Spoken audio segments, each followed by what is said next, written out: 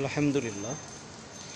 প্রিয় বন্ধুরা, আমরা আমাদের এই মানবতার পেজের মাধ্যমে আমরা সর্বস্তরের অসহায় যে ক্ষুধার্ত যে মানুষগুলা রাস্তায় থাকে, রাস্তায় ঘুমায়, যাদের আজকে বাড়ি নাই, ঘর নাই, যে থাকার কোনো জায়গা নেই, যে আজকে আমরা আমাদের এই মানবতার পেজের মাধ্যমে আমরা তাদেরকে দুই বেলা খাবার আমরা প্রদান করে থাকি।